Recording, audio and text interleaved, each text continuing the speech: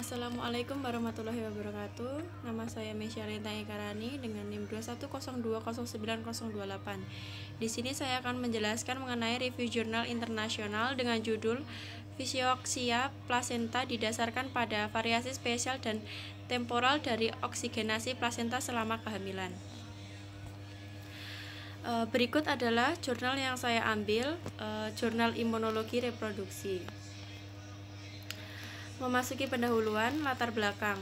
Plasenta manusia merupakan organ sementara embrio atau janin yang melakukan aktivitas fungsionalnya dalam lingkungan lokal yang sangat berubah.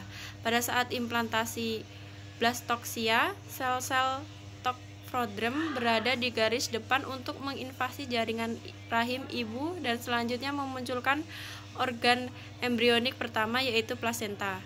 Kemudian Trophoblast dibagi menjadi dua subtipe utama. Trophoblast fili yang menutupi fili chorionik plasenta sebagai lapisan epitel dan Trophoblast extrafili yang menginvasi semua struktur luminal dinding uterus. Tujuan penelitian yang pertama, menampilkan data oksigen plasenta in vivo yang tersedia dari usia kehamilan 8 hingga 40 minggu. Yang kedua, membandingkan konsentrasi oksigen fisiologis yang disebut fisioksia dengan situasi hipoksia praplasenta, yaitu kehamilan di dataran tinggi. Penelitian terdahulu yaitu Careul pada 2011 telah memperkenalkan istilah fisioksia untuk mengilustrasikan bahwa oksigenasi normal semua jaringan tidak dapat didefinisikan dengan menggunakan satu tingkat oksigen atau normosik untuk semua jaringan. Sebaliknya, setiap jaringan dan organ memiliki kebutuhan dan tingkat pasokan oksigennya sendiri, bahkan berubah berdasarkan aktivitas dan kebutuhan yang berubah. Pembahasan meliputi kadar oksigen pada orang dewasa yang sehat, proses perkembangan pada awal kehamilan, kadar oksigen selama paruh pertama kehamilan, kadar oksigen selama paruh kedua kehamilan, kadar oksigen pada patologi kehamilan FGR dan preeklamsia yang meliputi kadar oksigen di sisi ibu atau ruang intervilus plasenta, yang kedua kadar oksigen di sisi janin atau pembuluh tali pusat, yang ketiga ada kadar oksigen pada kehamilan di dataran tinggi. Yang terakhir, tampilan komparatif kadar oksigen plasenta. Yang pertama, kadar oksigen pada orang dewasa yang sehat. Gambar berikut merupakan presentasi skematis dari tingkat oksigen dalam sistem peredaran darah manusia dewasa yang sehat di permukaan laut. Ada penurunan terus-menerus dalam PO2 dari udara luar ke sistem vena. Hanya dengan reload oksigen di paru-paru PO2 levelnya naik lagi. Variabilitas terbesar dari PO2 dapat ditemukan di tingkat jaringan. Manusia dewasa yang sehat di permukaan laut menghirup udara dengan tekanan udara total sekitar 760 mmHg karena oksigen atmosfer ada di udara dengan persentase konstan 20,9%. Tekanan parsial oksigen PO2 di udara luar pada permukaan laut adalah sekitar 159 mmHg. Proses perkembangan pada awal kehamilan, yaitu fusi oosit atau sel telur dan sperma menghasilkan zigot. Zigot kemudian berkembang menjadi morula dan blastoksia saat bergerak dari tuba Pavlov ke rongga rahim. Implantasi terjadi ketika embrio awal berada di dekat jaringan kapiler endometrium rahim, memungkinkan mendapatkan oksigen yang lebih tinggi. Embrio dilindungi dari konsentrasi oksigen yang lebih tinggi oleh plasenta awal yang mengelilingi embrio sebagai struktur bulat. Sudah selama trimester pertama kehamilan plasenta yang tumbuh dan masih bulat mendukung perkembangan embrio proses, termasuk 1. Dukungan nutrisi embrio oleh susu rahim dari kelenjar rahim yang diserang. Yang kedua, pelindungan embrio dari serangan kekebalan ibu. Yang ketiga, menjaga embrio dalam lingkungan oksigen rendah dengan memperluas jarak antara darah ibu dan kaya oksigen dan embrio. Yang ketiga ada kadar oksigen selama paruh kehamilan pertama. kehamilan. Prereplantasi skematis dari kadar oksigen dalam sistem peredaran darah seorang wanita hamil di permukaan laut. Di sebelah kiri mewakili PO2 seorang wanita hamil yang sehat, di sebelah kanan PO2 menilai mewakili kasus preeklamsia atau FGR atau FE atau FGR onset dini sebelum usia kehamilan 34 minggu. Hanya pada kasus FE atau FGR onset dini, PO2 tingkat darah ibu di ruang intervili meningkat. Sementara pada saat yang sama, PO2 nilai penurunan vena umbilicalis atau nilai dalam kotak kuning. Selanjutnya, ada penjelasan mengenai gambar tersebut.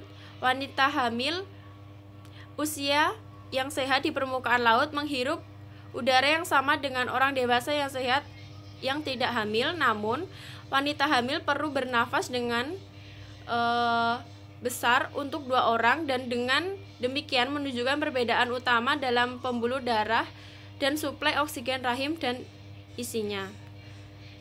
Di luar kehamilan dan pada saat implantasi atau tekanan oksigen PO2 dalam lumen rahim berkisar antara 15 mmHg dan 18 mmHg. Yang keempat ada kadar oksigen selama paruh kehamilan yang kedua. Pada gambar tersebut, PO2 nilai dalam ruang antarfilis selama kehamilan, nilai yang digambarkan dengan titik biru dan garis biru mewakili nilai PO normal dari ruang intervili plasenta normal. Nilai yang digambarkan dalam warna orange mewakili PO2 dari ruang intervillus pada kasus dengan FE atau FGR onset dini. Berikut adalah penjelasan mengenai gambar 4A. PO fisiologis nilai dari darah titik-titik umbilicalis dan garis regresi. Dan vena umbilicalis atau titik-titik biru dan dalam 10 minggu terakhir kehamilan. Nilai telah diambil dari arteri atau hijau garis regresi dan berbagai sumber untuk nilai detail pada gambar tersebut. Berikut adalah penjelasan dari kadar oksigen selama paruh kedua kehamilan. Yang pertama ada kadar oksigen di sisi ibu atau ruang intervillus plasenta. Data yang diberikan mengungkapkan bahwa pengukuran PO2 selama trimester kedua dan awal kehamilan yang sangat langka. Namun, pada kehamilan sehat, suplai darah ibu ke plasenta pada awal trimester kedua dikaitkan dengan PO2 tertinggi sekitar 60 mmHg. Yang kedua ada kadar oksigen di sisi janin atau pembuluh tali pusat. Tentang pengukuran tingkat oksigen atau PO2 dalam pembuluh darah umbilikal selama kehamilan, karena tingkat oksigen dalam pembuluh plasenta tidak dapat diakses secara langsung. Tingkat oksigen dalam pembuluh darah umbilikal digunakan sebagai indikator transfer oksigen dari ibu ke janin. Yang ketiga ada oksigen pada kehamilan di dataran tinggi. Karena anggapan yang sedang berlangsung bahwa hipoksia plasenta atau yaitu kadar oksigen darah ibu yang rendah secara patofisiologis di ruang intervili adalah salah satu pemicu yang menyebabkan gejala klinis preeklamsia kehamilan di dataran tinggi yang telah menjadi hancur. Berikut adalah keterangan gambar di samping. Replikasi skematis dari aliran darah melalui plasenta atau ibu di sebelah kiri dan janin di sebelah kanan. Dan PO2 nilai-nilai dalam kasus onset dini sebelum usia kehamilan 34 minggu dan cukup bulan. Yang kelima ada kadar oksigen pada patologi kehamilan FGR dan preeklamsia.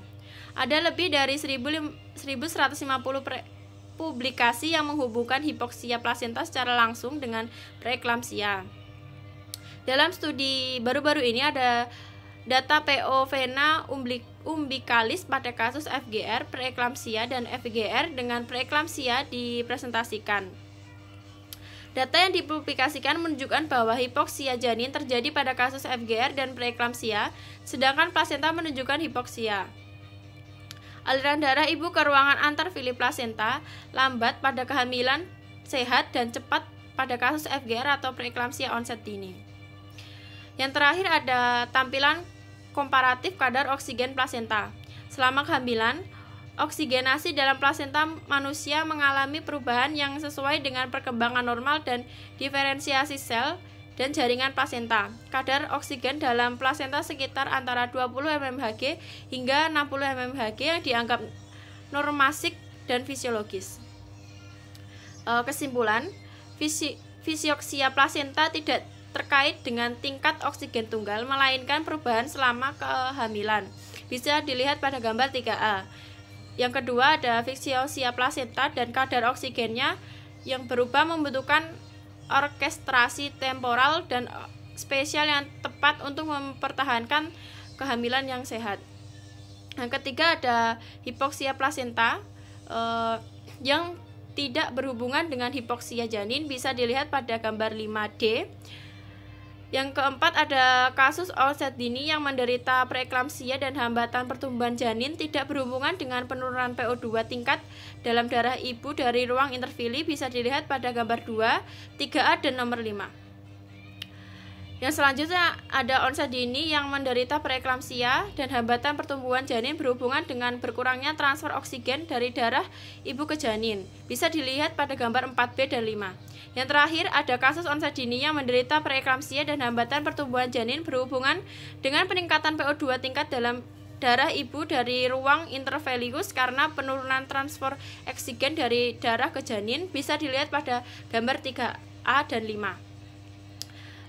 Sekian presentasi yang dapat saya sampaikan, kurang lebihnya mohon maaf. Wassalamualaikum warahmatullahi wabarakatuh.